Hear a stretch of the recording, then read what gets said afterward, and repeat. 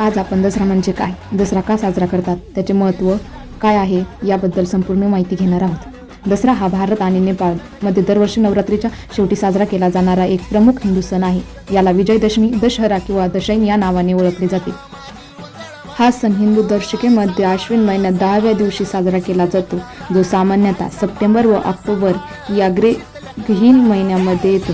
विजयदशमी हा संस्कृत शब्द आहे। 10व्या दिवशी वाईटावर चांगल्याचा विजय साजरा केला जाणारा हा सण आहे।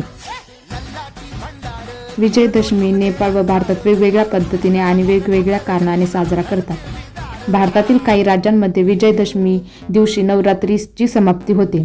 आफ्रिकेनुसार दुसऱ्या दिवशी देवी दुर्गाने महिषासूर राक्षसाचा वध करून धर्माचे रक्षण केले होते, त्यामुळे दसरा हा वाईटाचा चांगल्यावर विजय म्हणून साजरा करतात। या दिवशी देवी दुर्गा, सरस्वती, लक्ष्मी आणि कार्तिकी यांच्या मूर्त्यांसोबत मिरवणूक काढली जाते व शेवटी नदी किंवा समुद्रात मूर्त्या विसर्जित करतात। रामायणानुसार दसऱ्या दिवशी श्रीरामाने रावणाचा वध केला होता। या दिवसाची आठवण म्हणून चांगल्याचा वाईटावर विजय म्हणून या दिवशी काही ठिकाणी रावणाचा पुतळा जाळला जातो व विजयदशमी साजरी केली जाते। हा दिवस अतिशय शुभ मानला जातो। या दिवशी लक्ष्मी, सरस्वती व गणेशाचे पूजन केले जाते। तसेच या दिवशी अपराजिता देवीची पूजा करतात। या दिवशी शमीच्या झाडाची पूजा केली जाते। झाडाखाली अष्टगंध रेखाटून अपराजिता देवीची स्थापना करून तिला प्रार्थना करायची की मला विजयी कर। त्यानंतर योद्ध्यांनी शस्त्रपूजन, व्यापाऱ्यांनी प्रयाण, विद्यार्थ्यांनी सरस्वती पूजन करायचे, अशा प्रथा होत्या। या दिवशी मुले पाटीवर सरस्वती प्रतिकात्मक चित्र काढून त्या पाटीची पूजा करतात। लोक या दिवशी आपट्याची म्हणजे अश्मतकाची पाने एकमेकांना सोनं म्हणून वाटतात आणि सोनं घ्या व सोन्यासारखं राहा असं म्हणतात। सुरुवातीला हा सण कृषीविषयक उत्सव होतो।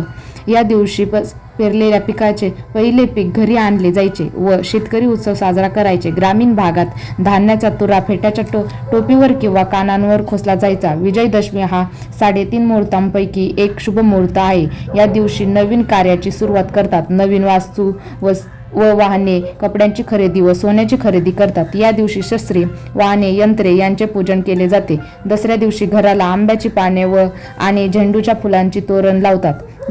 दसऱ्या दिवशी गावाच्या सीमा ओलांडून जाण्याची प्रथा प्रचलित आहे। पूर्वी शूर पराक्रमी योद्धे दुसऱ्या राज्यावर स्वारी करण्यासाठी त्याच दिवशी जात असत। तसेच व्यापारी विदेशात जाऊन व्यापार करायचे, ज्याची सीमोल्लंघन म्हटले जाते। आख्यायिकेनुसार दसऱ्या दिवशी पांडव अध्यात्म संपवून परत निघाले। पांडवांनी अध्यात्मानुसार आपली शस्त्रे शमीच्या झाडावर सुरक्षित ठेवले होते आणि अध्यात्म संपल्यावर त्यांनी तेथील शस्त्रे परत घेतली। तर मित्रांनो, आता तुम्हाला समजलं असेल की दसरा म्हणजे काय, दसरा का साजरा करतात आणि त्याचे काय महत्त्व आहे। धन्यवाद।